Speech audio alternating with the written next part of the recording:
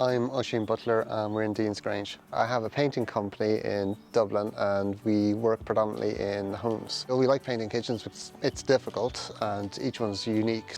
So this kitchen we're going to paint today is a standard kitchen you find in most homes. It's never been painted before. It's like a lacquered kitchen. It's a wood look. The products we're using here today are all water-based products from Dulux. So we've got a water-based grip primer, water-based undercoat and a water-based top coat, which are great products to use, but they're different to the oil-based product. So you have to approach it a bit differently. And the colour we're using is Chef's Hat, which is a creamy colour. Will look great in this kitchen, but we could also use any colour at all. Like Dulux have thousands of colours, so you can pretty much have any colour you like.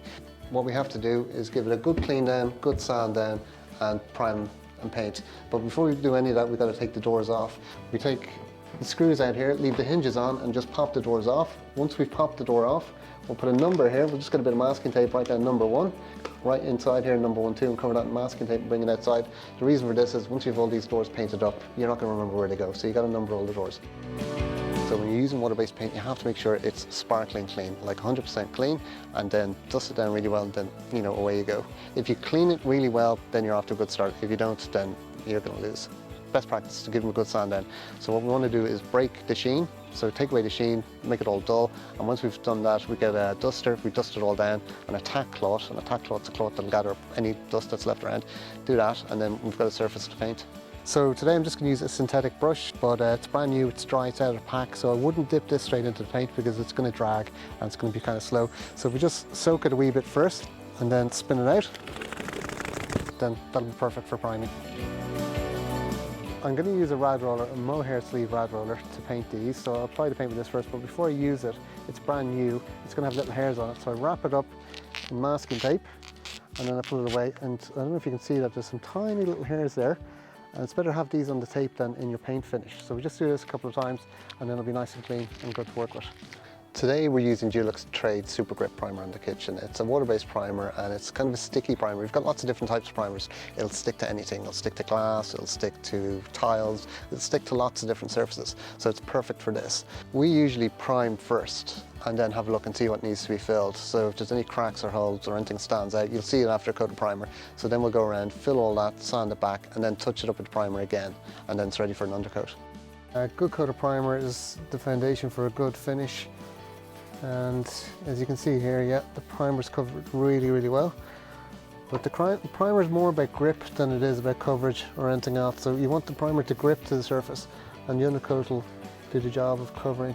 The undercoat we're using today has been tinted to the finish coat, so that gives the finish coat a bit more body. Instead of just using a white undercoat and a white primer and then a tinted top coat, we tint the undercoats too, so you've got layers of colour. Okay, once you put the undercoat on, it'll probably take about 4 or 5 hours to dry. That's if it's warm and there's good airflow. So if it's lashing rain and it's cold, it's going to take longer, but on average about 4 to 5 hours. It's different to oil-based paint. It feels different. You put on a bit heavier, so you can be a bit more generous with this paint.